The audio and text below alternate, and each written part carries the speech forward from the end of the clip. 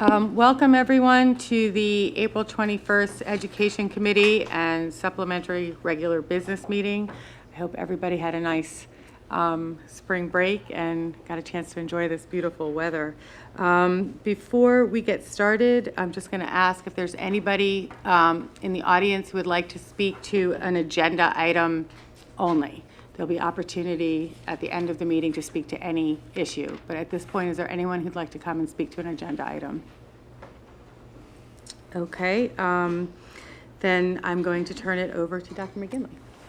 Thank you. Good evening, everyone, and welcome back from spring break, those of you who were away, and those of you who were here working. We look forward to hearing from you tonight. Thank you. I just want to begin with a statement. Earlier today, the Montgomery County District Attorney announced charges in a drug trafficking ring that involved young alumni and students from a number of mainline public and private schools. Cash, drugs, and weapons were seized as part of the DA's investigation. And while we are not informed of specifics involving Lmsd students, we do know that the ringleaders employed a number of sub-dealers from local schools, including a juvenile from Lower Merion High School. The safety and well-being of our students is our top priority, and we support the work of the district attorney in the ongoing effort to keep our schools and communities safe and drug-free. We stand ready to assist law enforcement officials any way that we can, if and when they request our involvement, and we have a close working relationship with the Lower Merion Police Department. This incident was the subject of a letter that we sent out to staff members late this afternoon, and we will be sending more information to parents and students tomorrow. Ideally, we would like to prevent all poor decisions that lead to incidents like these. Our goal through curriculum, school counseling initiatives, parental outreach, community partnerships, and building strong relationships is to help our students develop the skills necessary to make good decisions, safe choices, and lead healthy, productive, and successful lives. We appreciate the community's ongoing support in this effort. If anyone who is viewing our meeting has any specific concerns about a student or information that you believe would be helpful in this or related matters, you're encouraged to contact the school administrator, the school principal, anytime to make a confidential, anonymous report. We have a method to follow up on that. That doesn't mean that the student's immediately in trouble, but if you think a student's in danger, we need to hear from you. If you have knowledge of a crime occurring, you should always directly contact Lower Merion Police Department. We don't do that kind of work, and we are happy to work with the police department. But if you have knowledge of a crime or your son or daughter comes home to talk about a crime that has taken place, we strongly encourage you to go directly to the police department. And we'll do our best to keep our community informed, and again, we expect that we'll be sending a letter home tomorrow to parents as a follow-up to the things that occurred today and the things that were in the media today. We have tonight, this is an education meeting, but we do have some action items, and it really goes to the time of year and the work that we need to do. So our first action items tonight is that we are recommending the Board of School Directors approve the purchase of the following educational services, textbooks and materials, and this is a follow-up from the curriculum committee, and these are biology materials, and also social studies or history materials for high school and for middle school. Do you have to read the, do you want me to do the motion? I just said that it was recommended. I'm recommending the purchase Okay. of those materials. All right. Are there any questions from board members? Do I have a motion to approve? Move to approve. Thank you. Do I have a second? Second. Thank you. All in favor? Aye. Opposed? The motion passes. Next, the administration is recommending the Board of School Directors approve the educational service items listed, and this is a contract between Lower Merion School District and Insight Partners, pending the final review of our solicitor. Are there any questions? I had a quick question in that contract. Who was actually authoring the final report? It wasn't clear to me. Sorry, we have, with Insight support, what we were planning to do is have a smaller team of writers who we are in the process of selecting, who will finalize that document. So we have teachers and administrators who are designated to work throughout July, August, September to begin crafting that document. And next on the agenda is an update for I the, have to vote. Do we have to Sorry. vote? Sorry. I know, we're all, I was anxious. yes. I can't wait for that report. Are there any other questions? Sorry. Do I have a motion to approve? Thank you. Do I have a second? Second. Thank you. All in favor? Aye. Opposed? Motion passes. Now you can Thank move you. on. Thank you. Next is the strategic plan update, and Dr. Marseille will be giving that, followed by special education plan comments and revisions from Ms. Savage.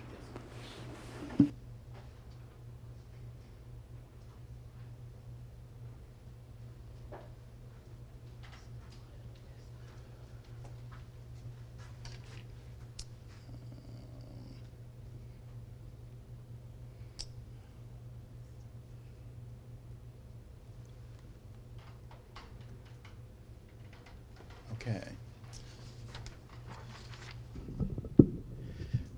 So I wanted to spend some time this evening. So much work has taken place since the last time that we spoke with the board on March 10th and March 17th, specifically around the special education plan, that I wanted to give a really comprehensive update on the work that is taking place around the strategic plan and the work that lies ahead for us. So I hope that the short time that we have here together, we can hopefully clarify and give additional information with the work that is currently taking place, and like I said before, how we're going to move forward. So part of the work, and I think that the board has seen this slide before, and I wanted to reiterate the leadership team that has been working tirelessly to try to put together the framework around this particular plan.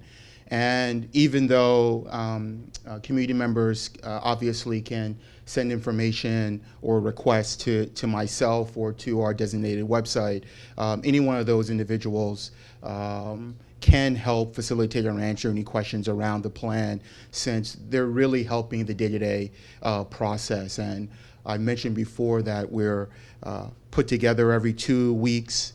We have a full meeting with that team to kind of update and see where we are and to plan moving forward. So I thought it was important that we remind the board and and the public around those who play an integral part in that process. And we'll talk about additional individuals as the list grows.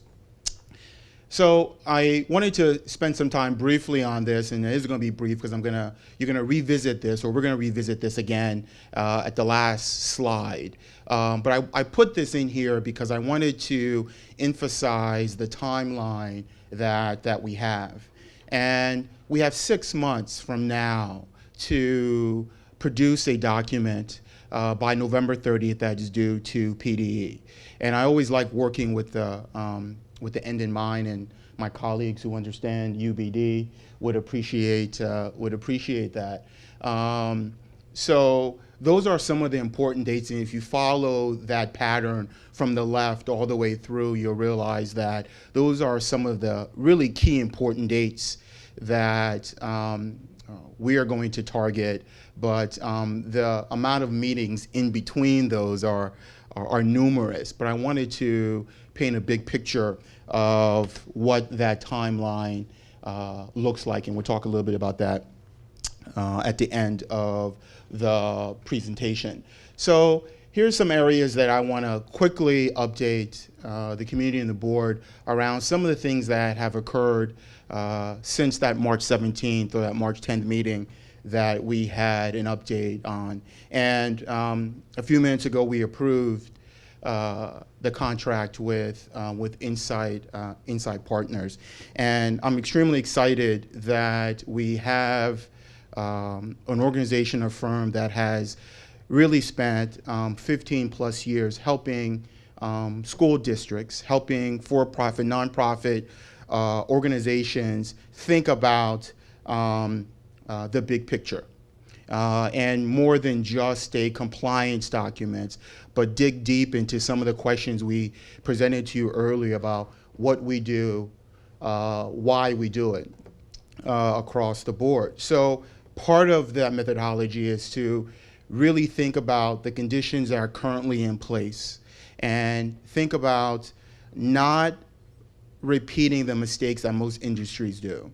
And that is layer old thinking on top of a system. So part of this is to think anew and to think differently and to shift the way in which we're going. And the conversations that will be taking place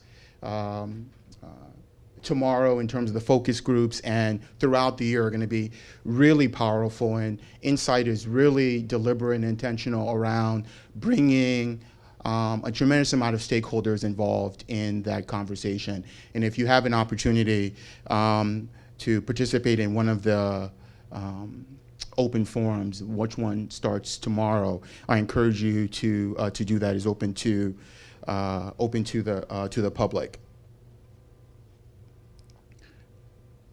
So then I want to talk about the next thing that we phase of this process is the special education plan. And update you briefly because Ms. Savage is going to, after this presentation, talk about the plan, answer some questions. During that 28-day public comment period, I want to apologize and clarify that March 24th, it looks like March 24th through 28th. March 24th was the day in which we gave access to that to the document to be reviewed by the public. The 28 days is the amount of time that individuals had to review that document. Upon tonight's recommendations for revisions and questions that you have, the 25th will be an opportunity to make whatever revisions that the board feel is necessary to that document, and then on April 28th, we will have a final board review and vote of the plan, which we will then quickly submit to PDE on May 1st. We've also, since the last time we met, have done a tremendous amount of work with the strategic plan website. And if you log on to, and this is a screenshot of our homepage. And on that homepage, you see that green arrow where we have a very specific and a link that we wanted to stand out and be prominent. So when individuals logged on, they weren't really looking for this particular area. And you can easily click on to strategic plan where it'll take you to this site. And I don't want to navigate through the whole entire site tonight, but this is another screenshot of the way the information is laid out. And on the left-hand side, you see these columns. It talks about overview, getting involved, upcoming events. Within each of those links, we provide information that speaks to those specific categories. There's documents and presentations are really where we upload focus group conversations that are taking place. Public comments are there as well. So you'll see briefly in a little bit some of the focus group conversations we've had. When those take place, we synthesize that information. And when I mean synthesize, it is the raw data. Besides looking for grammatical mistakes, it's the raw data. And we put it on the site so that individuals who have an opportunity to review that, members who weren't part of a focus group, wanting to get a sense of what were the big takeaways from that conversation, they have an opportunity to do that. We also added some resources, some literature. They're not necessarily literature in which we're proposing that that's the direction the district goes. There are pieces of literature around much of the periodicals that we've been reviewing that kind of whet your appetite and give you a sense of what's happening across the country around some initiatives that other districts are thinking about. They're not meant to say, hey, look what's happening in California. let's replicate that. It's just information to say, you know what, there's something innovative happening here. Maybe this could help spark a conversation. So I want to thank Doug and his team in communications for putting that together. On the right-hand side, you have the dates of which some of these events are taking place, and we're constantly in communication talking about when things go up, how do we find a way to alert the community that, you know what, go check out the resource section. There was a really interesting article that was posted. So I'm really happy with where we are and where we're headed with that process. And then during that time, we sent out a community letter. And that community letter was really to galvanize our community members, to inform them that we want your participation. And because we want your participation, we're going to provide a myriad of opportunities for you to engage in this conversation, knowing that some venues are much easier to facilitate than others in trying to accommodate schedules for everyone. So here, what you're looking at is just an excerpt of the letter that was sent out to the community through our listservs, through email, and is also on our website, talking about the many ways in which community can get involved in the conversation with regards to the strategic plan. And then we took it one step further and just released last week surveys for students, faculty, parents, and guardians. And this was it was put up a little later than I anticipated, only because we really did, and I do take these comments seriously, and I do go back and think about it. There was this conversation around validity and reliability. And even though I knew that we weren't presenting this as seminal work or dissertation work, it raised a valid point. And what we did was we went back to their drawing board and started thinking about, why are we asking these particular questions? Are they really valid? And we reached out to SurveyMonkey, and some of the sample questions that they provided us have been vetted through research organizations that calibrate.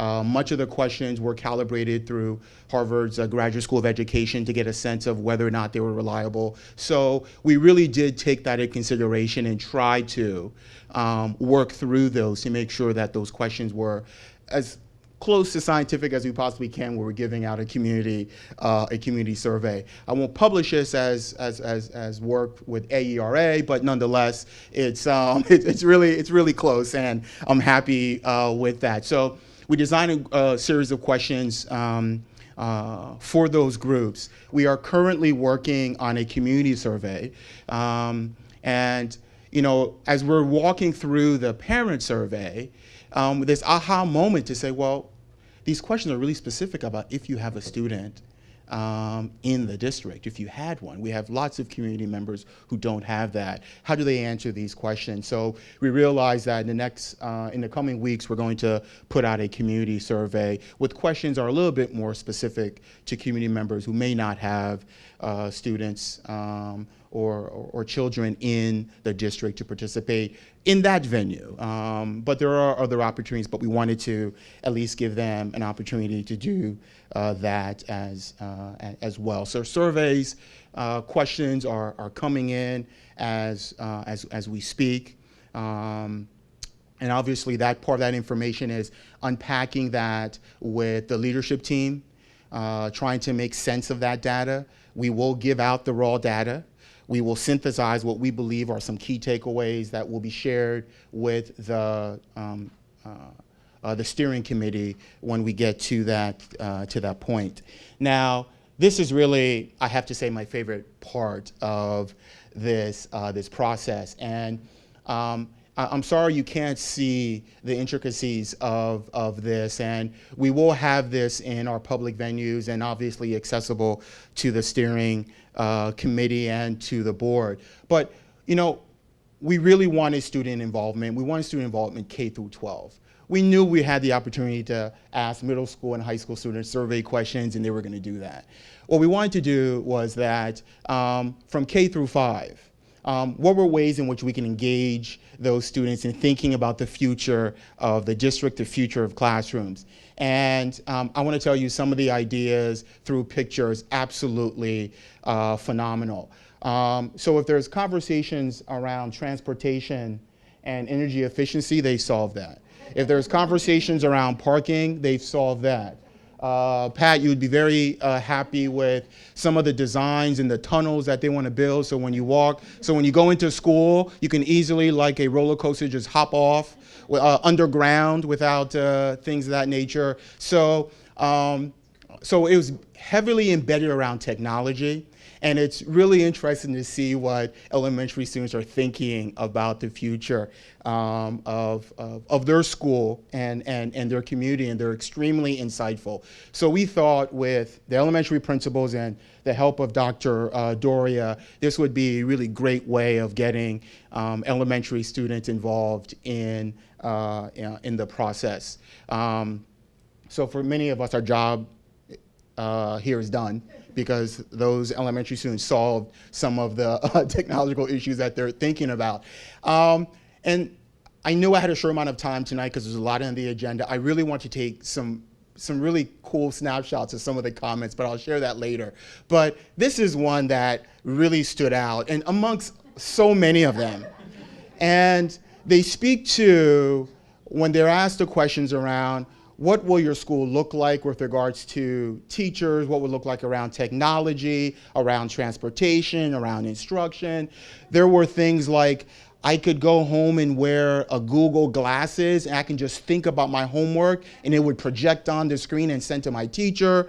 There was one particular student who's just be very happy with a trampoline during recess. And that's the future of education. There were students who talked about when they go to the cafeteria, they would just press buttons and a pill would come out and they would pour water on it and you'd have your hamburger. But this one talked about teachers of the future will be fairies and have pet dogs. These fairies will fly around so they can help students a lot quicker who need support. So I thought all of them brought a smile to my face, and a lot of them were extremely innovative, and so many things remind us about how fortunate we are to work in a district like this. And when you see a core group of elementary students who go outside the box, this is very cute, but some other ones were very specific around technology. One was, wouldn't it be great if our desk was a big plasma screen and we can just move it up so we can have more playtime in the classroom, so we don't have to worry about the chairs and the desk because it would come down from the ceiling. So some phenomenal things. Actually, I think I'm going to patent that moving forward. Some pretty exciting things. But we're very conscientious around making sure that our elementary students had some voice and some say in this process. And I'm happy Dr. Dore and the elementary principals really worked hard to find this process. I apologize for the small print, but for some of you, what we try to identify are the focus group conversations that have taken place or conversations that will take place. Like I said before in the beginning of the presentation, those summary statements that are happening through these focus group conversations are being typed up and will be available on our district website and the strategic plan, so individuals can go and see what were some of the conversations that were taking place with the young alumni, with LMEA, with Wellness Council, to get a summary statement of what those organizations were thinking about, and some additional comments that are focus groups that will take place. And then we get to the steering committee, and part of the conversation is, and we talked about this earlier, about PDE requires that a minimum of 16 individuals participate. We're well aware that we wanted to broaden that range, very similar to what we did in 2009. So in addition to those that were selected by the board, that were selected by LMEA, selected by educational specialists and the administrators, we currently put together a list of some really great community members. Unfortunately, we wanted to be extremely diverse in the selection. And it was very difficult because a large number of individuals are either a professor, a researcher, or an attorney. And we love all of those, but we really wanted to make sure that we had a really good sense of the community in terms of broad representation from different fields as well, because I think that's extremely important, and it brings a richness to the conversation. So we have 67 invitations that were sent out. We are currently getting information back from those individuals. And unfortunately, there are individuals who were really excited and honored to be selected to be part of that steering committee, but because of scheduling conflicts, are unable to do that. So we do have what would I call it, backup list, if I can use that, of individuals that we can see if they're willing to step in with regards to that process. So, the role of the steering committee is this broad body of individuals that represent a diverse group of community leaders. And what they're going to do in their primary role is help us unpack so much of the information that we're collecting from the community and help us answer some really key questions. What are our educational priorities, right? What do we value and what do we want to hold on to? What type of educational experiences should we afford to all Lower Merion School District students? What are those skills that every graduate should have? Questions like, how do we define and measure success in this district? So those questions and many more, along with the data points, the steering committee is going to meet May 5th, May 15th, and May 22nd to really unpack some of that work. In addition to that, what we thought was extremely important with our consultants who asked us to really try to put this together, even though this is a last-minute process, is this idea about these journey walks and these immersion experiences. And part of that were, we have 67 individuals that many of them are not familiar with the entire school district, or maybe familiar with some parts of the school district. What we wanted to afford was an opportunity for those individuals to get a sense of the type of work that's happening in our buildings. So we're going to afford opportunities for them to really get a good understanding of what's happening in classroom, what's happening in the building, so they can get a really great picture. In addition to that, there's conversation about there's a tremendous amount of richness that comes through looking at other industries, emerging organizations that are thinking differently about their work, and connecting those steering committee members with those immersion programs so they can get a broad picture of what the industry looks like. And I'm not talking about just K through 12. I'm talking about other industries that are doing really innovative things. And we're in the process of trying to identify some local organizations and companies that are really reinventing themselves to help stimulate the conversation across the board. Then we have the community forums that we're extremely excited about. That the first one takes place tomorrow, so it's going to be our first. We really anticipate and scheduled for 100 individuals in the small gym at Bala-Cynwyd Middle School, with the hopes that we can accommodate that, and if it looks like we need more space, we have individuals that can support that, and we might rethink our space for April 24th and 27th. But those have been the dates that the public have an opportunity to come in, work with the leadership team, work with our consultants to kind of frame and give their understandings and their visions for what they believe the district should think about, because those statements and those recommendations will be put together and forwarded to the steering committee for review.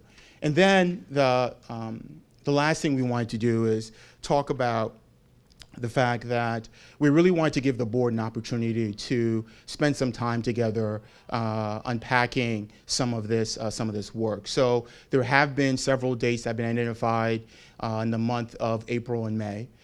We can extend that if it needs to be, because this work does extend all the way through the summer and into the fall. But it gives the board an opportunity to meet in small groups and kind of unpack some of the similar questions that the community has been wrestling with around the vision for the district. And we come back to this because I really want to emphasize that November 30th is when the plan is due.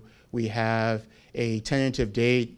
I don't want to say tentative because it's really solid in terms of the 17th. We need to be able to approve the strategic plan, and then give a 28-day public comment period, working backwards across the board. One of the things that we introduced that we didn't talk about earlier throughout the presentations when we began meeting with our consultant was the need to reconvene the steering committee in September, and that there is a tremendous amount of work that will be done in July and August. And we wanted to bring that committee back, the steering committee back, to get a sense of this, to catch them up in terms of this is what we found, this is what we're looking at, what are your thoughts, and give feedback across the board. We're in the process of identifying a smaller group of individuals who will begin the writing process.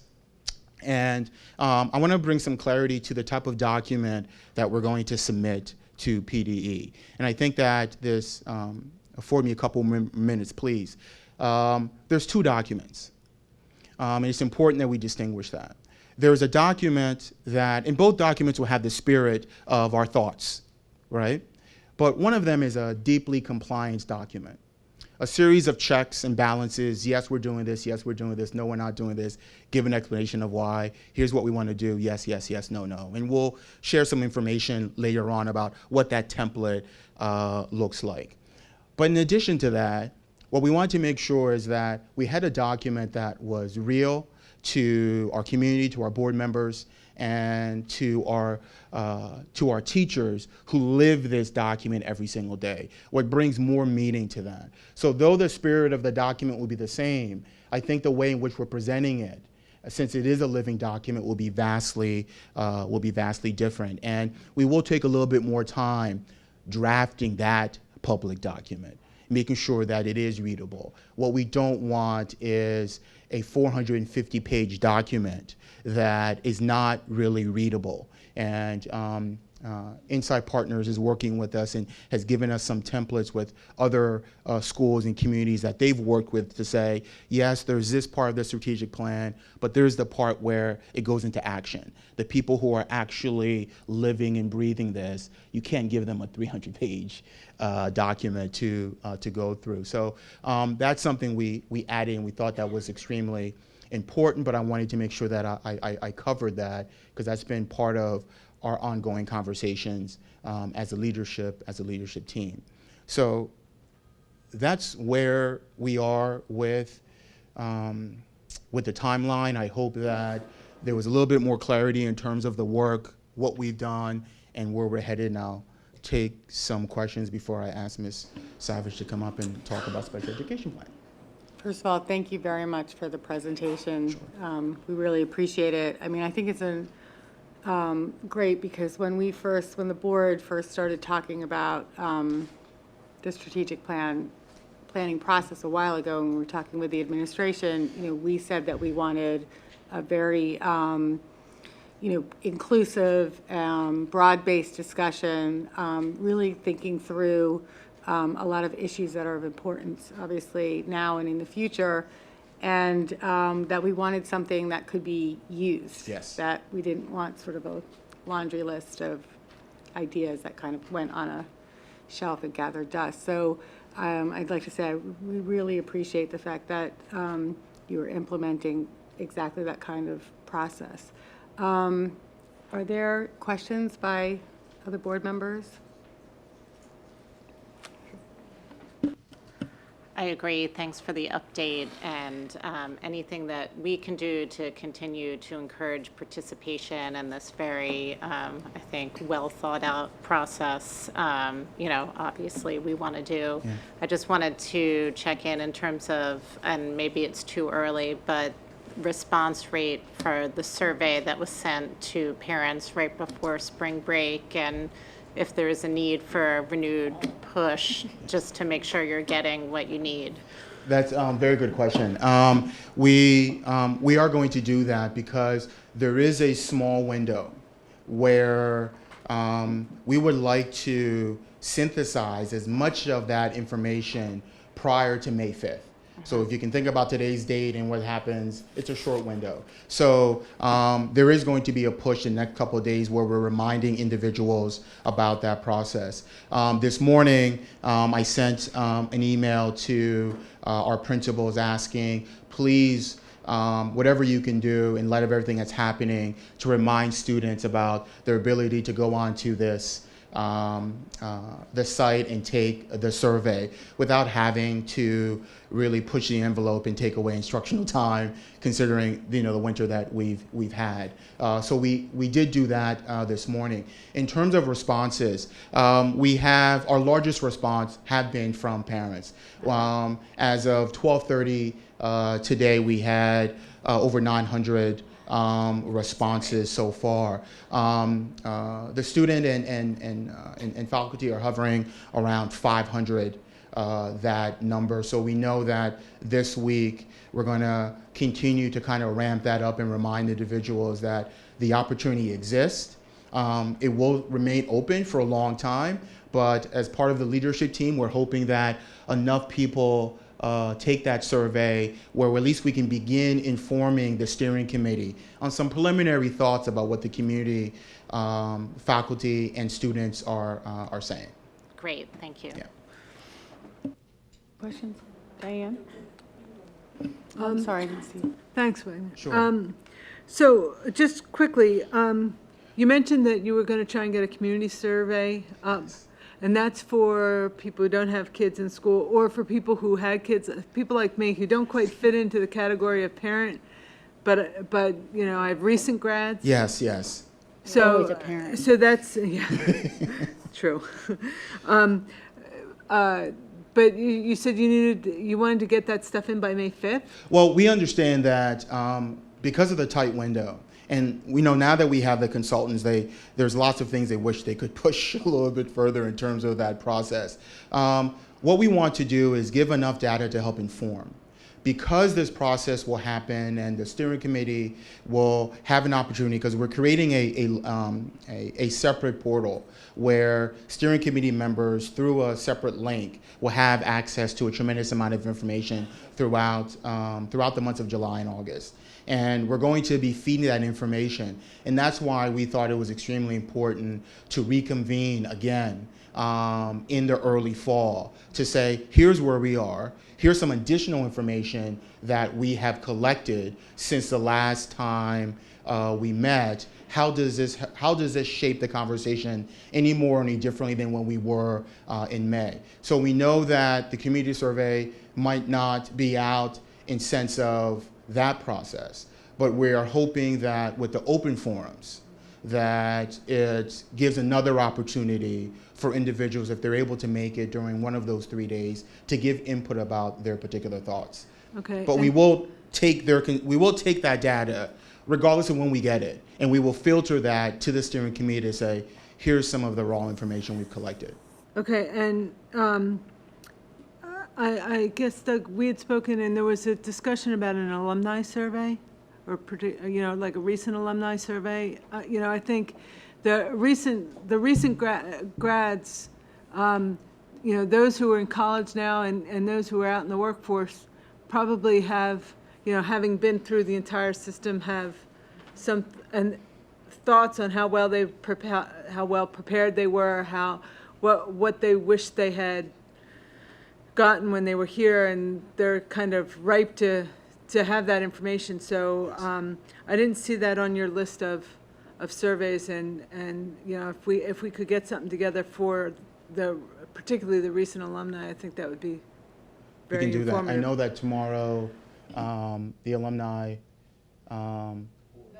board, I'm sorry. That's just the The board, board. okay. So I know Doug is working, and we'll make sure that we definitely put that survey out and get that. And and really kind of, I don't know if you use Facebook or whatever, to make sure that it gets out to all those guys. If we could do that and schedule it sometime in May when a lot of kids are back, like even the kids who are in college right now, I'm sure we could get kids to come in and do a focus group if we notified people.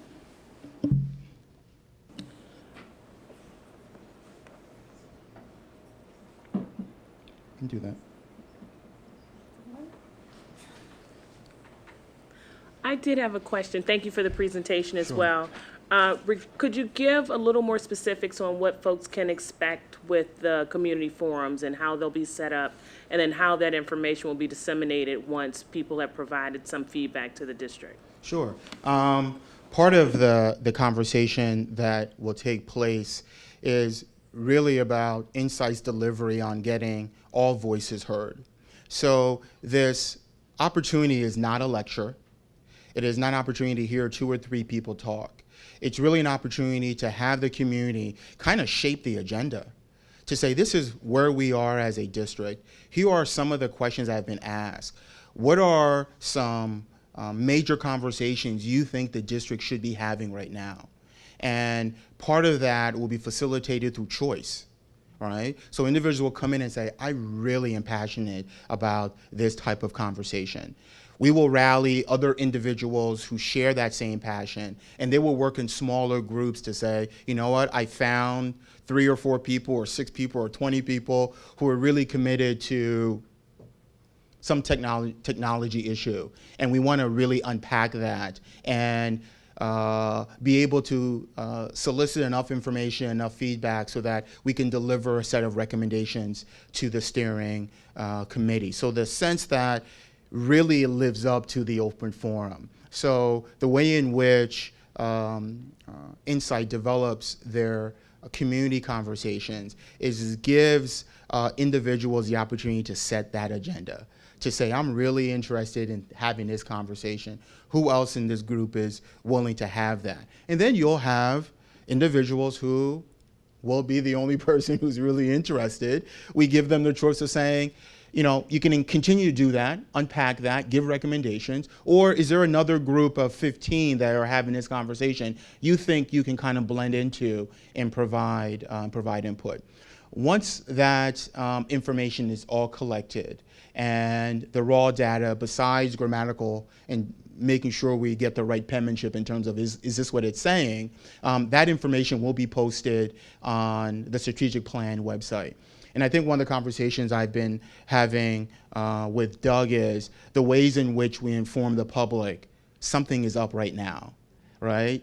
Go check this out, because I'm a fan of the strategic plan website and I'll go on there, but not necessarily everyone's gonna go in and check to see, hey, what's the latest resource, the latest PowerPoint presentation. So we're gonna try to find ways to inform the public that here's some additional information that has been posted, maybe you should check it out. Are there any other questions? Just a thank you that this is so informative. I didn't even know about the website. I can now do that. The students, the K-5 students, that was great. And I'm especially appreciative, I'm going to hold up as a model to my students, the fact that you went back and did the reliability of those survey questions.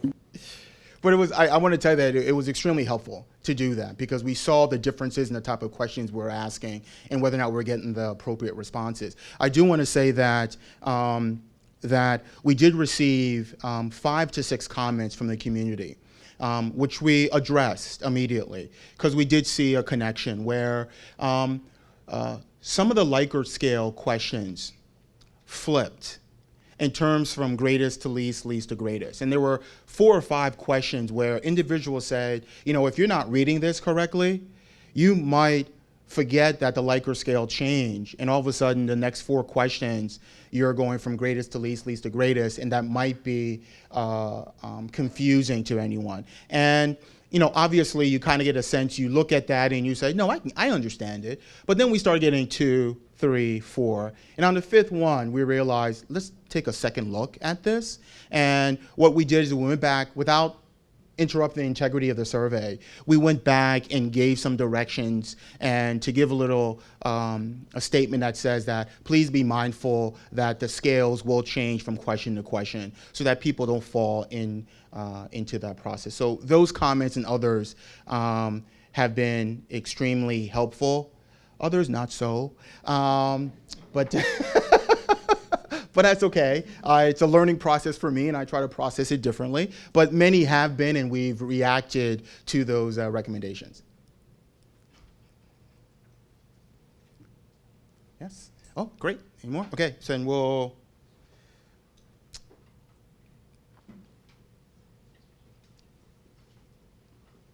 Yeah, I think this is you. Do your thing. Good evening. I'm here this evening to present on the special education plan as we have closed our public comment period, and also to review with the board the comments that we did receive and the things that we have done as an administration around the special education plan in particular. So just to review our timeline, which I remember showing to you back in March, we are now down towards the bottom. The process is coming to a quick close. The public comment period opened on March 24th and is closing today at the close of business. And as part of what you see in our timeline, we are now presenting to the board those actual comments. So the public comment period was actually 28 days. And just to review, we had the actual plan posted in a number of different places. We notified the community that the plan was available through a posting on the website, emails that were sent out to staff and to families. We made sure that paper copies of not only the plan, but also a comment form were available in our district schools and also in township libraries. And we actually did get comments via both the email address and the paper form, interestingly enough. Just to review the plan outline itself, this is, of course, that compliance document that goes hand in hand with the comprehensive plan that we've been talking about. And for the special education piece in particular, there are particular pieces that we've had to enter, as you've seen in the draft plan. The special education subcommittee focused on a couple of things in particular, including LRE, which is the least restrictive environment for our students, behavior support for our students that may be experiencing some level of behavior difficulty, the strengths and highlights of the district, and then the personnel development piece, focusing specifically on autism, behavior support, paraprofessionals, and transitions. The subcommittee had made a few recommendations in particular when they put the draft plan together. With regards to LRE in particular, they spoke about creating that consistency and making sure that the continuum was extremely inclusive for all of our students. With regards to behavior supports, talking about the implementation of school-wide positive behavior supports and the continued expansion of training for all of our staff so that students that struggle could have that level of consistency across the building setting. With regards to strength and highlights, we took a look at the previous plan and we introduced and revised and updated those particular portions. And with personnel development, that's where the subcommittee actually made quite a few recommendations around the personnel development for all staff, really, especially relating to students that are on the spectrum, the positive behavior supports, and the paraprofessionals.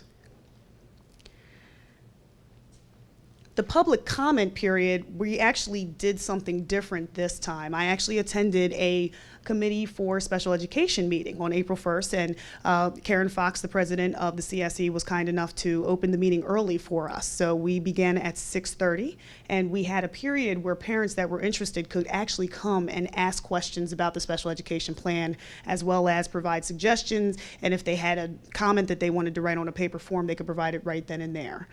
So we did pursue that, and that meeting lasted about, I'd say, an hour and 15 minutes. Lots of great comments and questions. Some themes seem to pop up, including the ones that you see here. These were the requests that those parents actually made around the comments themselves and the posting of the special education plan and how that information is communicated to the community at large. So requesting that comments be shared with the public, possibly by inclusion in the final draft plan, was a comment that came across from parents. Also, having the previous special education plan posted at some point on the district's website. The parents also requested that they be surveyed at the end of the academic year regarding how they felt about the special education services so that things could be addressed real time. Additional comments included possible review of the district's behavior support policy and the accompanying administrative regulations. I did review with the parents that procedure, that process would actually follow the typical process for all of our policies, and that would come through the board as opposed to me. That's not an administration level process. That's something that the board pursues. We also discussed how to provide time in teachers' days for them to actually communicate with students and parents. The parents seemed extremely concerned that teachers were sometimes overwhelmed because there's a lot that goes into running a building and running a school day, and it came across loud and clear that quite a few of the parents had great faith in their teachers but were very interested in making sure the teachers had time to do what they needed to do. And there was also a great comment regarding students with multiple disability categories and the fact that we didn't address that specifically in the plan. We are seeing an influx and a rise in the number of students that are found eligible for special education supports and services in multiple categories. For example, a student may be eligible for both gifted support and emotional support services. A student may be eligible for autistic support services and gifted support services. And we hadn't actually built that into the plan as far as a narrative goes with that piece. There were also additional comments that we received, mostly via email. We did receive one paper form. And I have separated these into program comments versus substantive comments. And the program comments are really the ones that speak to the program piece at the end of the plan. There's a whole list of teachers and caseloads, and those were corrections that came across through the email in particular. So we did have a comment regarding listing our transition coordinator, adjusting some caseloads for our speech pathologists, and also listing additional assignments for school psychologists in particular. Substantive comments were the comments that actually had to do with the meat of the plan, the things that we spoke to in the narrative. So some of those comments are listed here. Actually, all of the comments that we received relating to the substantive piece are listed here, including adding that narrative around the supports available to students that receive emotional support services. Though that continuum of services is new to the district and it has arisen since the last plan was actually written. Adding additional narrative regarding the achievement teams and how the achievement teams play into the special education process. The achievement team in particular is a regular education intervention. However, the achievement teams they actually do help to address some of the concerns that are raised by staff and parents regarding student achievement. Creating an additional narrative regarding proportionality. The state's definition of disproportionality is a 10% gap between the districts and the state's average. We didn't experience any significant disproportionalities, but we do have some disproportionality in the sense that we have more students, for example, in our autistic support program than the state average. So adding a narrative speaking specifically to that and perhaps creating a chart that shows what the comparison is. Adding additional narrative regarding professional learning communities, or PLCs, that we are now building at the secondary level. And also clarifying the professional development section, because the way that it's currently written, you have from 2014 to 2017, which is a 3-year block. We can actually break that down so we can demonstrate what we plan to do year over year. So there might be the possibility of going back in and saying, we're going to do this in 14-15, do this in 15-16, and then do something different in 16-17. And last but not least, adding that narrative to the plan regarding supports for students that receive multiple supports. And now, more than anything, I'm interested in your comments and also your suggestions around whether or not it's appropriate to add the program comments and the substantive comments to the plan. The program comments are pretty easy corrections that we can go in and make. The substantive comments in particular, I think, are things that people have spoken to that are, have been on the minds of the community. So, absolutely. Thank you very much, Ms. Savage. We really appreciate it and all the time that you've been taking with parents, community members, guardians, and also for the CSE for, really taking the time to work with us on this. Before I open it up for anybody, I just was wondering if you could comment, because it is related to this issue. We've talked at a number of other presentations about the relationship between this report and the larger strategic plan, and the idea was this was more compliant. My understanding, and maybe I'm incorrect, was that this was more compliance-oriented, and that we also wanted to make sure that special education was a sort of integral part of the larger plan. So I was wondering if you could speak to that a bit. Absolutely. That would be great. Thanks. So the comprehensive plan in particular, as it's been set up by the state, is comprehensive because it's a software module. Quite literally, you go into a website and you type into different fields that help you build the output, the plan output. The special education plan came out of that software module. The state built the module by actually going in and pre-populating it with particular questions and statistics that they wanted answered. In thinking about how we were going to build the special education plan, because it was obviously due before the comprehensive plan, we wanted to be, strategic as well about what we believed as a subcommittee our students would need moving forward. And our, small subcommittee actually comprised special education teachers, regular education teachers, and parents, because we were interested in thinking across that stakeholder community to really think about and figure out what was going to be important for our students. So not only did we do the compliance portion, but particularly in building the professional development, we thought very hard about how we can train teachers to service students. The other portions of the comprehensive plan that will be completed in November include the other 5 plans that are required under the state's guidelines and their regulations. So there's a student services plan, there's a gifted education plan, there's a professional learning plan, and I'm forgetting the other 2. I need a cheat sheet. But there were actually 6 plans altogether that. I think there's the educational, the teacher induction, Yes, the teacher induction, yes. and professional education. Yes. Yeah, it's on my 3rd slide. I remembered seeing it. But those other plans actually comprise this whole comprehensive plan.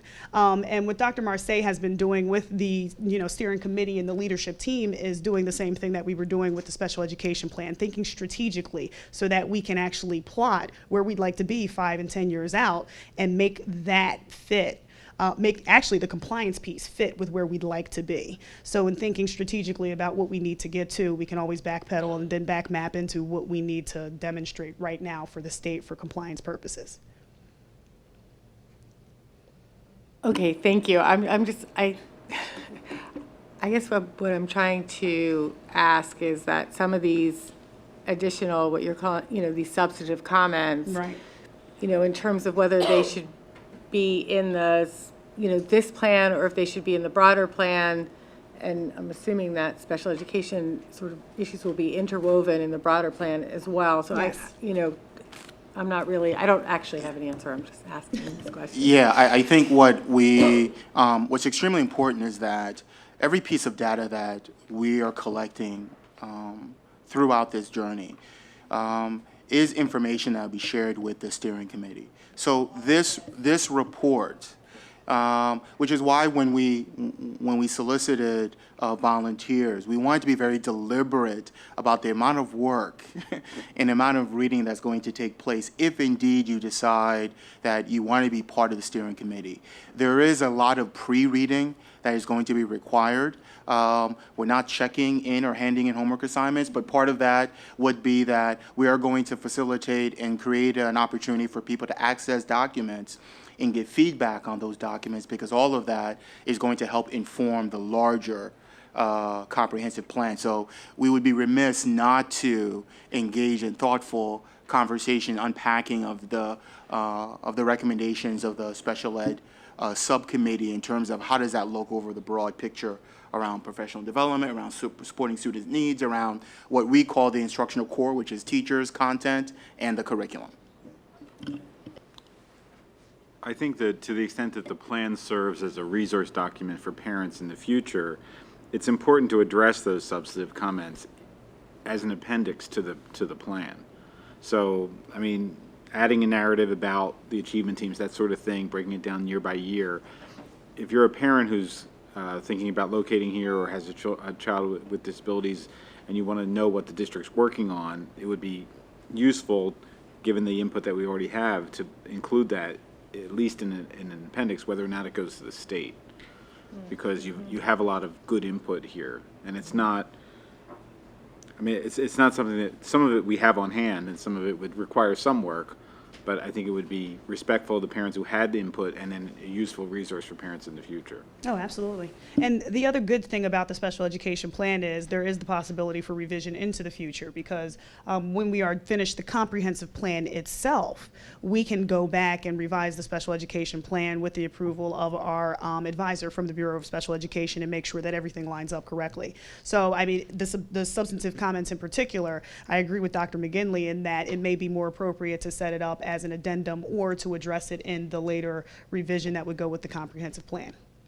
Great, thank you very much. That's helpful to sort of just clarify the bigger picture here. I'd like to open it up to other board members now. Dr. O'Leary. Thank you for the presentation.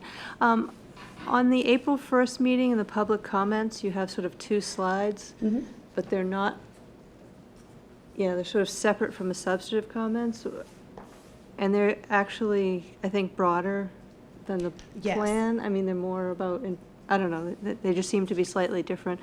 Have you addressed, the easy ones, posting the old plan and things like that? And what about the harder ones, like feedback at the end of the year and things like that? Well, the easy ones are obviously going to be, the ones that I would address first.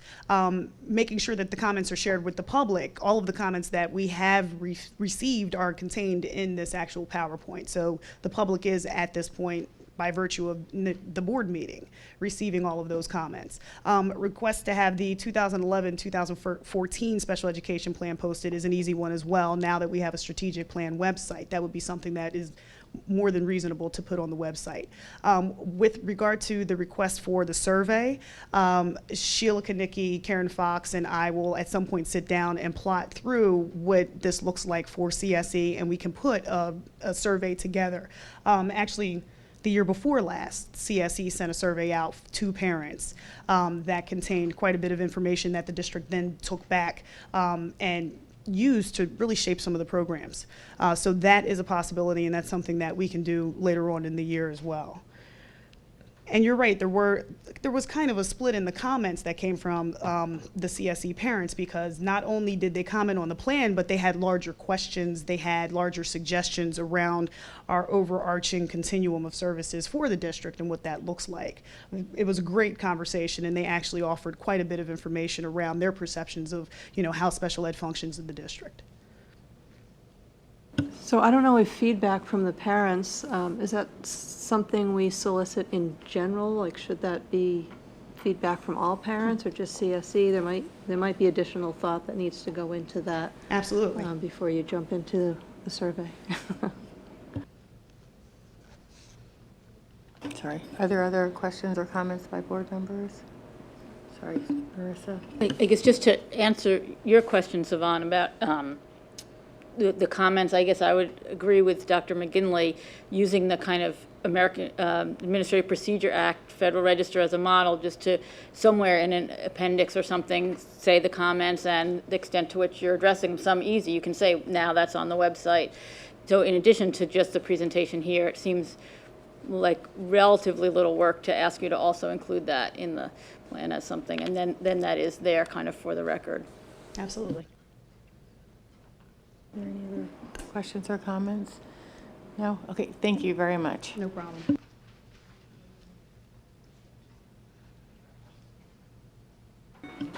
Thank you, Siobhan. Dr. Marseille?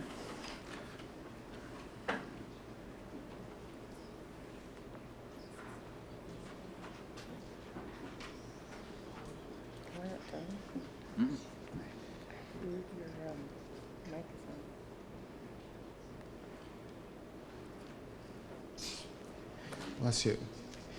I know you were thinking, okay, he only is going to get up and speak once. Unfortunately, that is not the case. So, And I want to be obviously looking at the time and understand that, but there is some information that I really wanted to share with the board and the community tonight.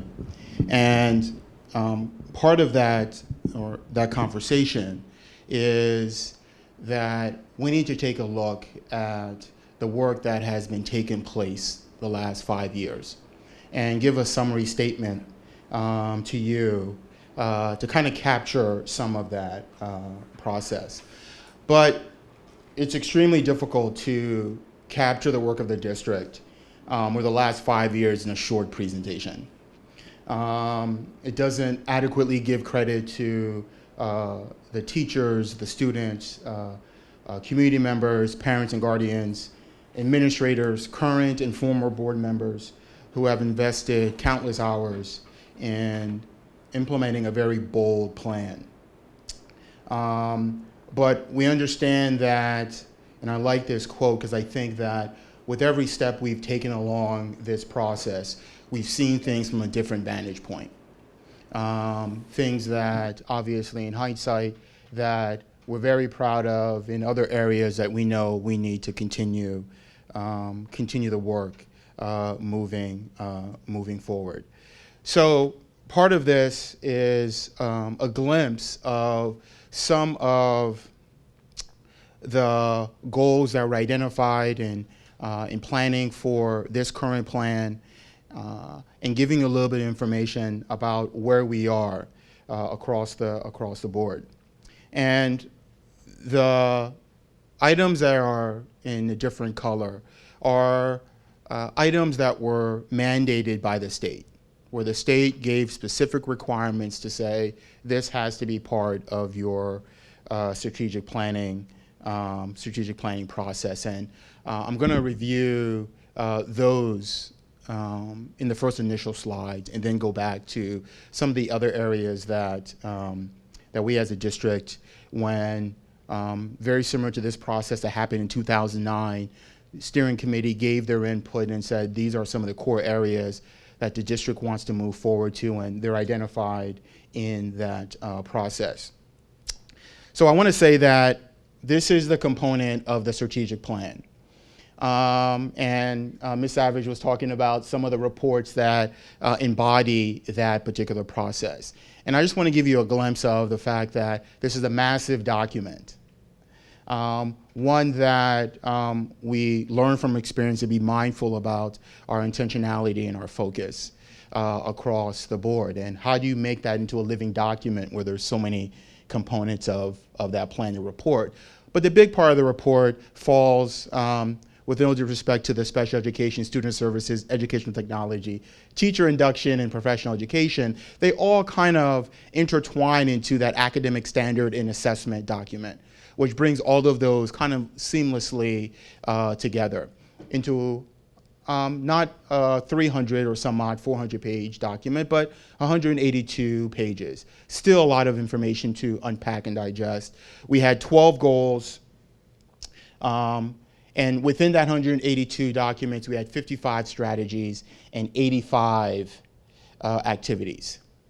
And though I remind the board that every time we have an opportunity to talk about what's happening across the district and the work we're doing, though it's not couched as a strategic plan update or a comprehensive report update, it speaks to the commitment of this community over several years. But the last time we really gave a comprehensive report detailing a lot of information was in 2011, and that information, I believe, is still accessible on our website. What I'm not going to do tonight is, and I don't have it, I hope the board doesn't say yes, I don't have that information with me, we'd have to come back. Last time we presented, we had 129 slides that we presented to the public. 85% of those slides were charts and data. You can imagine the length of time it took to go through each of those. I just have 50 days left to work. And I took that into consideration as the K through 12 team tried to kind of unpack some seminal conversation for us, things that we wanted to walk away with thinking that will help with the next stage of our strategic plan. So bear with me. There's some data points that I want to talk about, and hopefully there's some questions that we can answer. If you see this lovely audience here, are the individuals that are going to help really unpack some of those key questions that you might have. So I appreciate that they literally have my back with this process, and thank them for that. So this is just a snapshot of some key takeaways across. This is very difficult to see if you're out in the audience, and maybe it's a little easier in front of you. One of the goals was that by 2014, every student would be proficient on the PSSA mathematic assessment. And what we tried to put together for you is a comparison of where we were in 2009 with that goal and where we are now in 2012, 2013. The areas that are highlighted in green are areas that we've demonstrated some growth from 2009 to the current 12-13, not the current, but the 12-13 school year. So when you take a look at some of these data points and some of the red and some of the yellow, you see that there are areas that the district has moved students, especially when you take a look, and we've broken down some of the demographics with regards to some of the key subgroup of students that were identified in the strategic plan, looking at students with IEPs, students who are African American and economically disadvantaged. And we know that part of this unpacking of the data reveals to us that there is much more work to be done in those particular areas. And all of these data points that we share with you briefly tonight is really going to help inform the work of the next 5 years, and what is it that we move forward with across the board. And then the state required that there was a reading component as well. And you see that there are areas that we need to improve on around our students with IEPs, our African American students, and you see those particular numbers and their level of proficiency. And some of the green where we made some growth, but there's definitely areas that we know as a district we want to grow. And then we talked about these three that were required by the state, which for us demonstrated our level of participation on state assessments that the state requires at least 95%. We've had no trouble with ensuring that is the case for our district. The school attendance or student attendance has always been extremely high, ranging around 96-98%. We don't have those particular issues as a district, and subgroups as well are represented and are really high. And then the graduation rate, which was information that the state wanted to make sure that that we included as part of the strategic plan. So those preliminary 5 items as part of those 12 goals, those items were mandated by the state that every district in the Commonwealth implement activities and strategies to address those particular areas. And then we had the curriculum goal. And part of that goal is the idea that we wanted to make sure that we had a culturally relevant, coherent, rigorous, and aligned curriculum with an assessment framework that supports teaching and learning. And we've done it, and I think that when you look at part of this process, we've done a tremendous job, K through 12, in aligning our work, making sure that those scope and sequence documents are aligned, ensuring that though we understand that students will have different experiences in different classrooms, but we wanted to make sure that there were some non-negotiables around every student has to understand and be proficient in these particular skill sets. Where they fall within the scope of the year, those are always things that teachers have had the opportunity to obviously navigate. But we want to make sure that if these concepts are happening in this classroom, there has to be an opportunity for students to learn those concepts as well. We've been identifying what those core takeaways have been. K through 5 has really been instrumental in using a writing program that's based on research in areas of writing and motivation and learning theory. We've been trying to align, which happens to oftentimes be a moving target, with PA core standards, where the state will switch really quickly and say, we're moving to these standards after we've kind of unpacked some of our work in the PA legacy standards as well. Math has been instrumental in really thinking about mathematical practices to really gain deeper conceptual understanding of math procedures and to become really fluent with that. So we've done a great job in moving through and supporting our curriculum and making sure that it is aligned.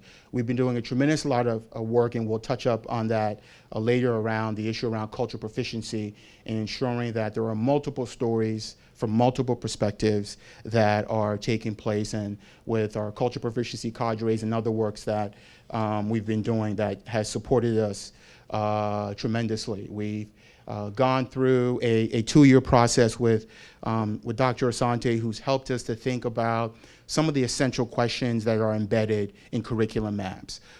Will those questions represent a diversity of thought? The books that we're using, the Fran Emery Library, all of those have been opportunities to make sure that multiple stories and multiple perspectives are told. We are engaging and have been with Nancy and Arthur, really think about around our STEM initiatives and ensuring access and opportunity for students in STEM-related fields and professional development for our teachers to support that work. And you'll see some of the where we were in 2009, where we are now. And then we had a student achievement goal, and this is where in 2011 it got heavy because there was 85 slides of data every which way. What we try to put together for you moving forward is a snapshot and took a look at a couple of cohorts, because we felt that it was extremely important that if we looked at a cohort model, which is a group of students traveling over time, it gives you a better sense of our work, even though we have the data for every single year. But one of the goals was to increase the number of students achieving at the proficient and advanced levels on the PSSAs across all grade levels and all content areas. So part of the strategic plan was heavily on PSSA score. And when you see our overall performance, when you look at third graders, not in a cohort, in 2009, a different cohort in 2010, and so forth, we've seen some increases across the board in the performance of our students who are scoring advanced and students who are scoring proficient and in advance across the core grade levels 3, 5, 8, and 11 for math. You saw in reading that in 11th grade we did not see growth. We dropped by 1 percentage point from previous years for the 11th grade, but grades 3, 5, and 8 overall showed improvement over the last several years. So what you're looking at right now is an analysis of a cohort of students who started out grade 3 going through grade 7. So from 2009, they started as third graders, and we looked at their progress over time.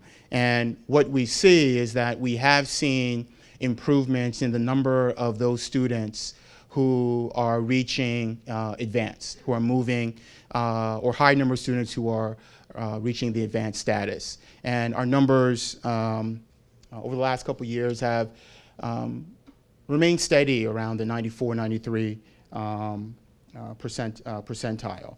And then you have this for math as well, where you see 54% of our students in 2009, that cohort, and then moving in 2013, 76% of those particular students, we're seeing growth in the students who are reaching advanced levels on the PSSA reading, and the numbers overall proficiency advance will fluctuate 1 to 2, 3 percentage points across the board.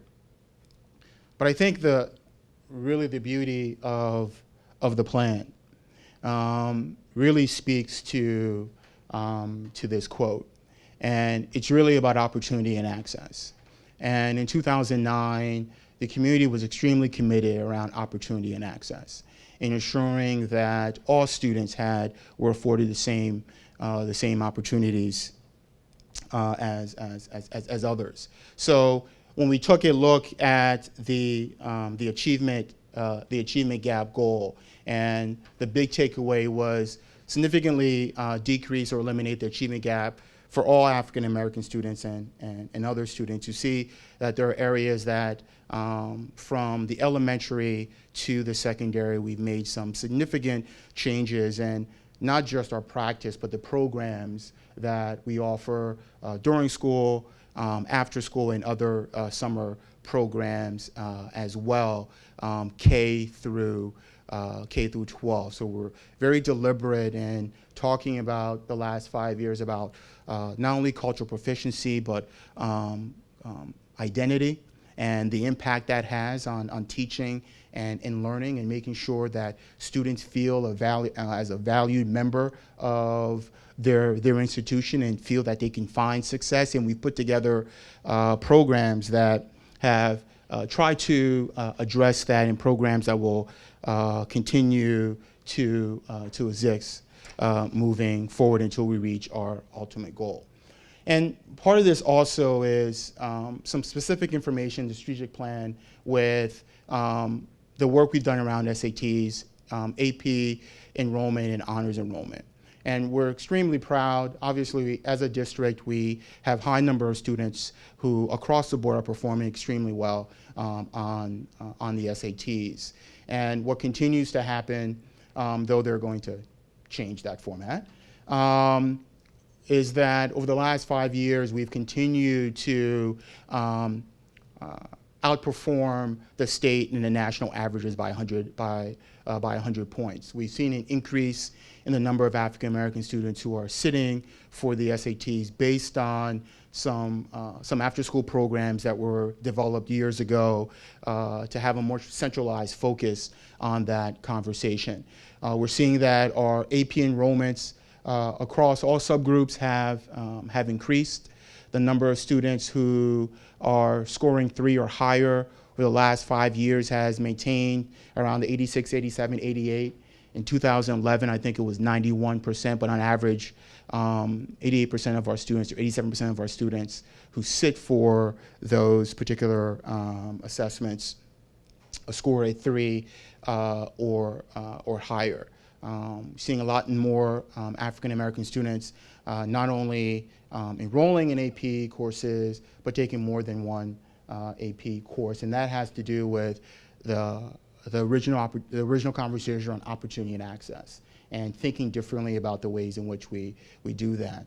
One of the things that is extremely impressive with this district is the proportionality that exists between honors enrollment.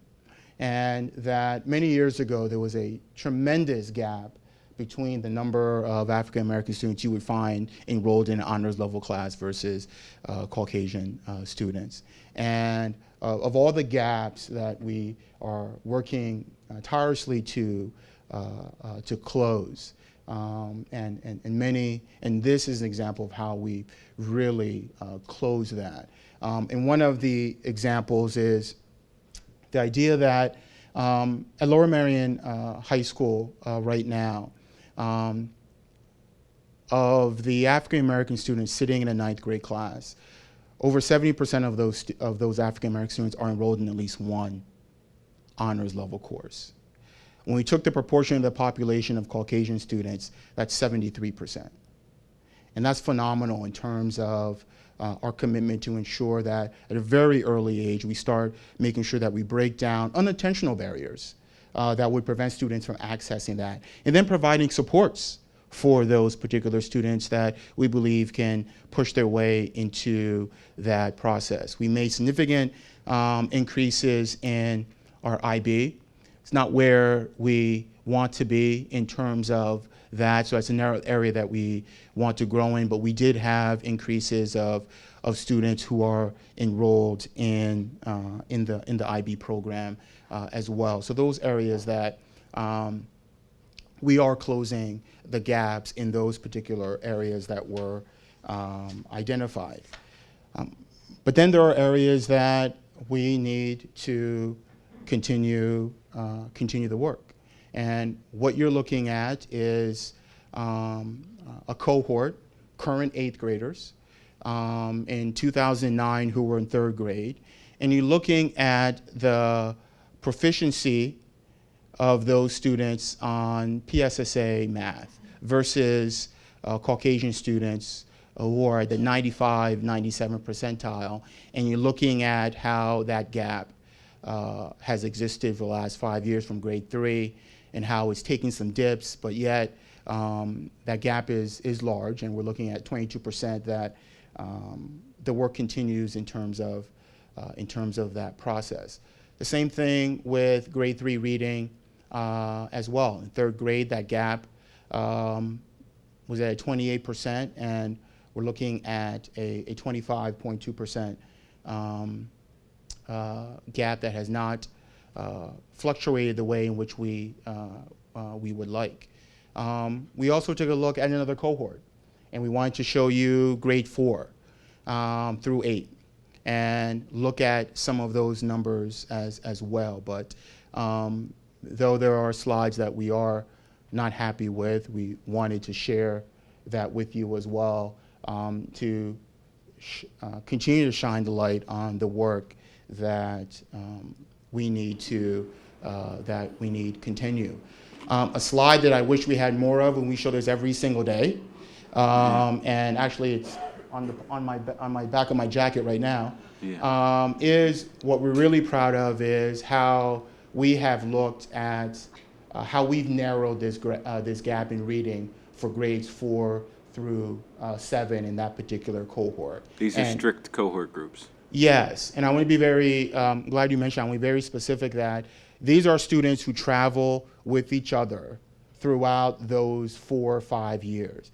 And what we were very intentional about is making sure if there was a student that came out of that cohort 1 year and then came back the following year, he or she was not part of that analysis. So it was a group of kids who started in 4th grade. If that number was 56, it's those 56 students that traveled through 5th, 6th, 7th, and in 8th grade as well. And you see where that gap is narrowing.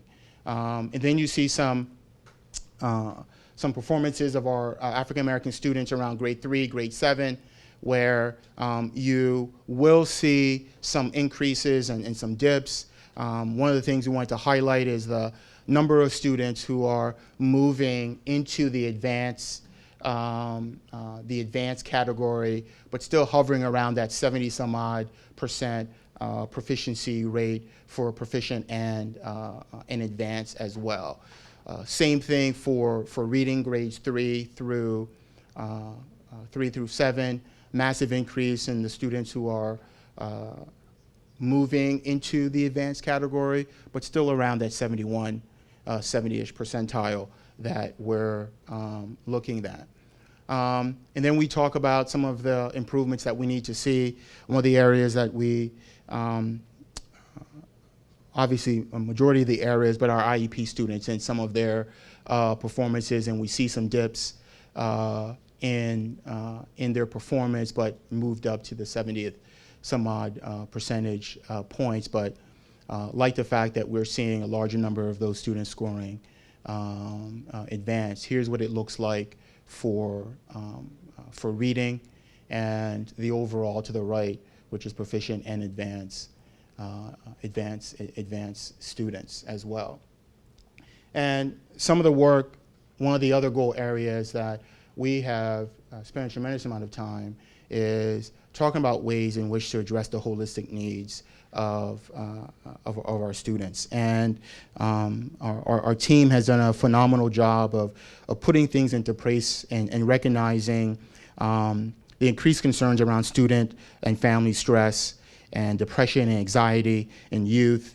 And we've partnered up with a number of organizations to support that. Our START referrals are part of that process. We've engaged in conversations with experts and guest speakers who've come in and help us to really frame and unpack those conversations. Families include some of these conversations around Speak Up, Coalition for Youth, Mainline Parenting, all have been deeply involved in supporting the holistic needs of our students. And part of that mental health is also about social health, and cultural proficiency falls deeply into this work as well. So we want to make sure that that's not a separate conversation when we think about it across the board. And you see some of the work that some speakers have come to the district and help us frame some of those. And obviously more recently, Dr. Owen's continued conversation around teenage and sleep deprivation and what the impact of that on achievement. And we look forward to continue this work around addressing the holistic needs of our students. We have done a really phenomenal job in thinking about the way in which we are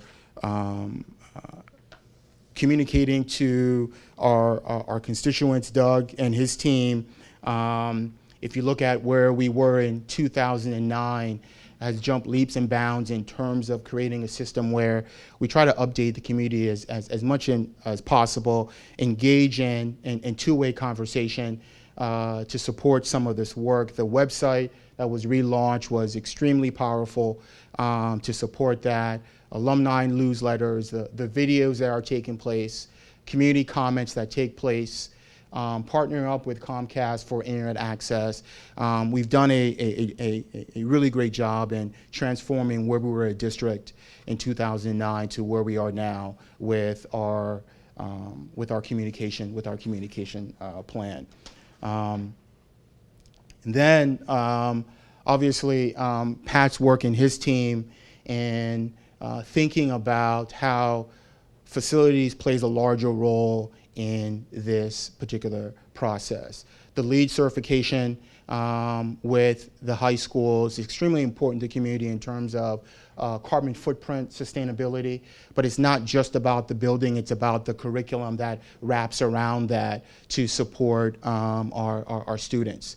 Our green cleaning initiatives are alive and strong and continue to be a major part of the way in which we operate. The education that's involved in terms of energy conversation and awareness was a primary focus, continues to be, when the community in 2009 made this a really deep commitment. And I have to say that, and obviously the alternative fuel vehicles that we have and the awards that go on that we've received locally and nationally for our work and Pat's leadership, and we continue that and believe that's an integral part of who we are as a community, not just in buses and buildings, but the education we provide to our students around sustainability needs to be highly commended. And where would we be without talking about technology in in this district? And we have invested a tremendous amount of a human and financial capital in understanding and helping individuals support the seamless integration of technology into our curriculum. Not what drives the curriculum, but what supports the curriculum. And the use of technology has, once again, helped us think about opportunity and access, from the laptops at kindergarten and first grade, the resources we have, elementaries, really consistent and tireless effort with Jen Goldberg's leadership of ensuring that parents are really up to breast with where these resources lie and making it feasible for that process. We're secondary looking into these new innovative ways of presenting instruction. One of those examples is obviously the flipped classroom, not the only thing, but ways in which we're thinking differently about the way we're delivering instruction and supporting the work of the district. So with that, I think that one of many quotes that resonate with me around that the work that continues, and that for so many things that we've missed, we've gained a lot. And others we need to think more critically about moving forward. And this information and the other data points will be shared with the steering committee to think about what are the next steps. And part of that is this continued unpacking of a tremendous amount of data that we currently have, and to start thinking about what are the next steps in moving forward. And some of the conversations that have been taking place with the K through 12 team, because the reality is that what is essential that we move forward with, what is deeply embedded into the fabric of our work. And we believe that there are some core areas around the 4th, 5th, and 6th grade that we need to have a concentrated effort, where we see the gap is growing much larger in those areas. And if we can have an opportunity to better support that, that will obviously help the pipeline. There's conversation around instructional delivery, about differentiated instruction, thinking about the end in mind and better supporting that. This conversation that you will hear more about on May 12th, our educational board meeting around professional learning communities and what the schools have been doing around that process. Collaboration was a big part of the strategic plan. Preliminarily, teachers encourage and support and want us to think really carefully about opportunities we give them to collaborate. Teachers saying we're much stronger when we're together, thinking about this work than individual silos. The work that comes with literacy across the curriculum, with working with Pennsylvania Writing Project, Dr. DeRosa and Barbara Giorgio committed to the work that every teacher in this district is a teacher of reading and writing, and how do we support that particular work. Teachers wanting more information on data analysis. There's so much of it out there. What do we really need, and how do we begin to design assessments that work for us? And this continued conversation that everyone wants to have to ensure that we are addressing the holistic needs of our students, and it's been a primary focus, and that I hear that consistently in some of the preliminary conversations in the focus groups. So that's where we are. Real short presentation, not the 129 data slides, but I think that the slides that present to you today show you that we've made some progress. But it also shows that there is much work that needs to be done. And I don't think that we could have done any better with the 129 data slides. They say the same thing in terms of areas of growth and need. So at this time, I will open up for questions, and hopefully my team will be ready to support me in some of those specific questions that might come up. Thank you for the presentation, and I remember the one with 129 slides, so thank you for the shorter version of that at this point. But I do think seriously that there is a huge amount of information here for us to digest, and I think these are really important issues, obviously, and it would help to have, I think, maybe some more unpacking of this and discussion and what this means as we now move forward to the next strategic plan. So, and certainly everybody can ask questions now, but I'm wondering if it might be possible to sort of take pieces of some of this into different committees to have a more focus, so maybe, communications, facilities, curriculum.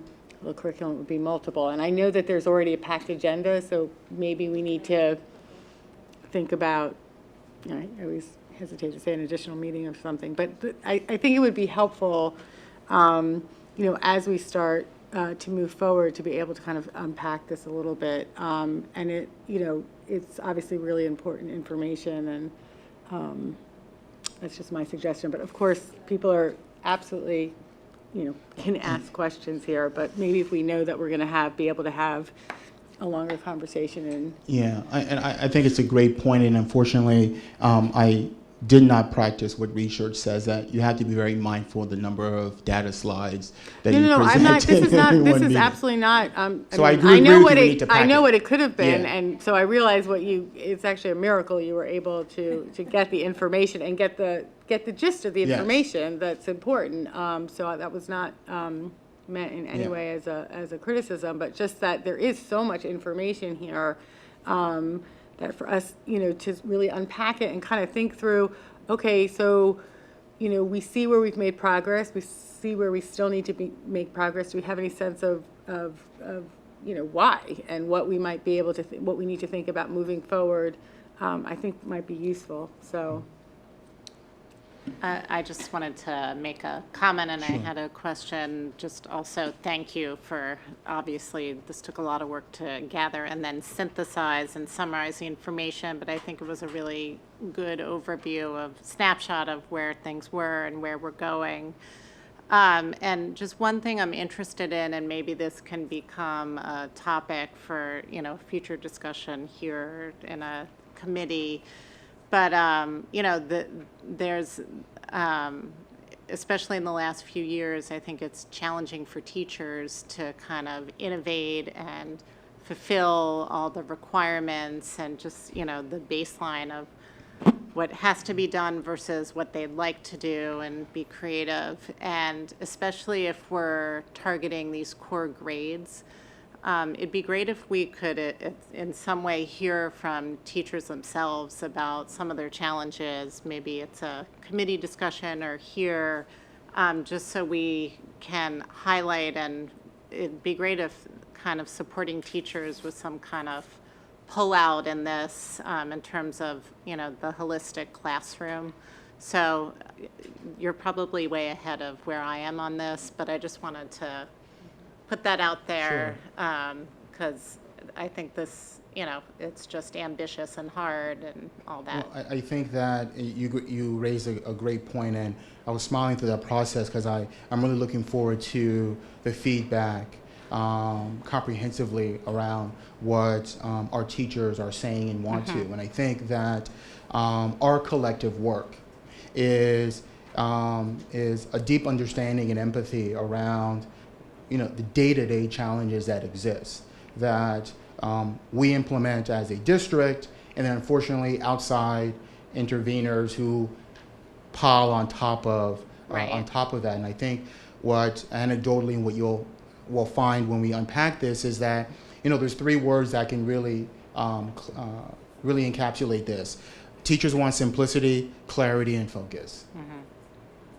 And the idea that can we come together as a community and focus on really a handful of core ideas and really dig deep into that, and give us opportunity to work together as colleagues, as professionals, to really unpack that, knowing with all of these legislative mandates that pop up every 3 or 4 or 5 months. So I'm looking forward to comprehensively what the entire staff is saying collectively, and I believe that the surveys and the faculty meetings where principals have given staff opportunity to collectively talk about that is going to give us some really rich information as a community about how we want to move forward, because they are our most precious resource along with our students. And those two subgroups, I want to really be mindful about what they're saying about their educational experience in teaching and learning. Okay, great. Yeah. Thanks for your perspective on that. Diane? It was a lot of numbers. Yes. Which actually, I don't mind, I kind of like numbers, but still. My concern and my question is, almost all of our evaluation, at least as was presented tonight, is based on PSSA scores. And it's one type of test, and it's, we talk about high-stakes tests. I don't know that it could be any more high stakes. So, we talk about holistic needs of students and meaningful assessments and all these things. What else are we doing? What I would love to see is, besides the PSSA data, what else do we have to determine whether we are succeeding in closing the achievement gap or increasing the success of our students in general or whatever? We have a 95 to 98% graduation rate, but we don't have a 95 to 98% proficient or advanced on all these tests. Mm-hmm. So clearly there's something else going on here that proves that our students are successful. We really don't just give a what's the word? A diploma, but it's a social diploma. Yes, we give our diplomas have meaning, and I don't think the PSSAs necessarily reflect. I'm sure that the PSSAs don't reflect the full richness and encompassing aspects of our instruction. So I would love to see if we could find a way to quantify our students' achievement in a way that doesn't rely on this one test. Yes, I agree with that. And I think that the conversation that the first ISC meeting that we had, where we led a conversation that came up was that question about how do we define success in this district? What does that look like? What is excellence? And there's a resurgence and a different way of thinking to say that we shouldn't be limited to this particular assessment as one of the largest indicators of that, because there are multiple assessments or multiple ways in which our students are growing leaps and bounds that is not measured by the PSSA. So once again, it's an opportunity in this strategic plan and to get the community and others thinking about what does success look like and how we're going to measure that. We, some extent, understand that or comply with the state, with the PSSAs, but that should not be the driving force, or should it be the driving force in this community? And I'm interested in hearing that and thinking about different ways. So I agree. Just to the point you just made, Dr. Marseille, thank you for the presentation. As we think about organically considering this building of the strategic plan, it seems to me that the points that you just made on next steps are those that we should encourage our consultants to support with framing some of the conversation. So while I think it's important that folks come in with ideas and things that they want to see the district do and think about these larger visionary questions, I do think these are very key issues in terms of what Lower Merion should and could look like, particularly given some of those areas that we are concerned about with regard to achievement gap data, not just PSSAs, but across the board, DRPs, other kinds of assessments that we want students to be successful at, because we know that the outcomes will look differently for different children given various scenarios. Yeah, and I think part of the difficult part of this conversation is there's sense of loss around this comprehensive strategic planning process, where not everything has to be embedded in that document. And that just because it's not in that document in no way signals that the work continues. And one of the things that we talked about when myself, Brian Cody, and Doug Young went to Harvard was the sense of how do you get the community thinking about this sense of loss that always occurs when you move from one transition plan to the next. How do you engage in conversation around what are the major takeaways? What were you successful with? Is that embedded as a fabric of your of your everyday practice, where that doesn't have to be part of a 92-page document, but there are some unpacking that needs to be done because there are some areas where the work needs to continue. What is that? I wouldn't want people to have the impression that PSSA is the be-all and end-all in terms of data. The illustrations, though, in terms of the PSSA scores, are consistent with the other data sources that we've evaluated. So where we see things like the achievement gap, when we look at grades in that year in that subject, we see an achievement gap between white and African American kids. So we use it in summary form in this report, and we used it as the basis of a lot of the discussion in the strategic plan that was adopted in 2009, which is why this report is driven this way. But over the years, we've had all kinds of discussions about college access and GPA, grades in general, and all those other kinds of factors, which is more the day-to-day life of the people that are here and the principals and assistant principals. So there are a lot of other factors. So, I mean, this we see as summary information and a focus on PSSA because PSSA is treated in the media as kind of a way to communicate about success and or lack of success. So there's a lot of other things going on. The information in this report about access to higher level courses is important information because it's not just access, it's access and success. So there are things embedded here that are not certainly captured in a PSSA score. No, that's true, and I did see that. But one thing that I think our district is very rich in and focused on is co-curricular programs. Mm-hmm. So, I mean, one thing that I would love to see in something like this is what % of our students participate in our music programs? Our co-curricular music programs, our co-curricular athletic programs, our clubs and things.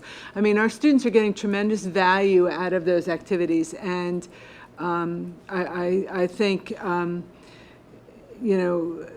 I think we need to sing those praises a little Yes, longer. agree. Okay. Thank you very much for that. I think I have a question both with Dr. McGinley and you, because you took out new students between those cohorts, I would still like to get some sense, and I don't think you can really answer, but just a thought or two on, by the enrollment growth we've had, we are somewhat by definition a different school district today than we even were 4 or 5 years ago. Yes. So I realize the charts you gave us excluded that, but it did put pressures elsewhere and I think, and to be fair, I've only been on the board 4 or 5 months. I think the prior board and the administration dealt with very well. But I'm wondering, how can we factor such a thing in that's somewhat beyond our control, but we must address? I don't know if there's an answer to that, but maybe not. I think it goes back to the only answer I have, and I encourage anyone who wants to, don't be shy, is that I think it goes into, for me, the way I'm processing that is the same conversation Diane talked about, alternative ways in looking at the way in which we define success. Are there ways in which we measure individual growth with students? And is that more important to us? Because even though there were students that were pulled out of that because of the cohort, there were many students individually who showed significant progress over the last couple of years weren't put into that. So how do we, have a system that has to be reported out to the state, but take ownership as a community, just to say, well, we appreciate that, but this is what we value. And this is how we're going to measure it. And individually, this is what speaks to our community. Thank you, Harrisburg. We appreciate it, but that will not define us. And those individual ways of thinking about success are things that are really exciting to me moving forward with that particular process. But you're absolutely right when we're looking at these data points. We're a vastly different school district in terms of population demographics than we were, and that plays a lot into the variables as well, that we couldn't really tease out nicely. And if we're adding just a little bit more complexity to this puzzle, the state also changed the designation in racial categories from 2009 till today. Yes. And we have a lot more kids who identify as multiracial and are not either in the white or African-American category. Yeah, and the way we presented this, the reporting system that the state has moving forward with the school performance profile is vastly different than this, because they're not disaggregating that data as much as they were previous year. Now they're looking at historically underperforming students, and then they put that under one big umbrella, not necessarily looking at those particular data points. So it's vastly different in terms of the way we're going to analyze data moving forward, according to the state. And they're also now looking at the ethnicity breakdown of student performance under the school performance profile. Can you repeat, yeah, into They're the not looking mic? at the ethnicity breakdown of in the student performance profile, which is something that they focused on the last couple of years. This moving forward with the new profile, they decided they wanted to go in a different direction, and they're not reporting that. Are there any other questions at this time? I just, I guess my question is, given the amount of effort that went into the achievement gap, I feel like we've made strides in some areas and not in others, and I'm not sure that the whole story is coming across in this brief presentation. Will there be any additional follow-up on that in case it's not explicit in the next plan? I don't want to lose, I don't want this to be the capstone I will of do all that. of that work. Yeah, I will do that. Our team has been working really hard in creating a narrative and identifying why things look that way and moving forward. And what you saw really briefly, the slide that talked about 4th, 5th, and 6th was collectively as a team, when we were unpacking the data, we saw a significant need to say, out of all the areas in terms of central focus, we're seeing this as a possible pipeline. And that if we don't navigate effectively, those gaps continue to widen. And those are some things that we'll put in the narrative and we'll definitely share. That helps to, hopefully helps to explain some of the areas. Yes. Are there any other questions at this time? Okay, thank you very much. Thank you. Yes, and I would just like to thank you on the quality of the report and the presentation. I want to thank everybody who's here tonight that contributed to the report. I know that there were a lot of long hours and long meetings going through a really dense set of data and a really complex, very long strategic plan. And the people that are here tonight, most of the people, almost all the people who are here tonight really did work very, very hard on this over a period of several months. Yes, they just did. to get down to a place where we could try to begin to tell the story. And I appreciate Dr. Leary's comment about, you know, wanting to go into greater detail around some issues that are really, really critical issues. But I thank you for getting us to this point and organizing the data in such a way that it's at least discernible, you know, and the narrative that needs to be told when we have people at the strategic planning meetings who are not active members of the community or maybe don't have kids in the district, or if they have kids in the district just have not been engaged in all these other dialogues.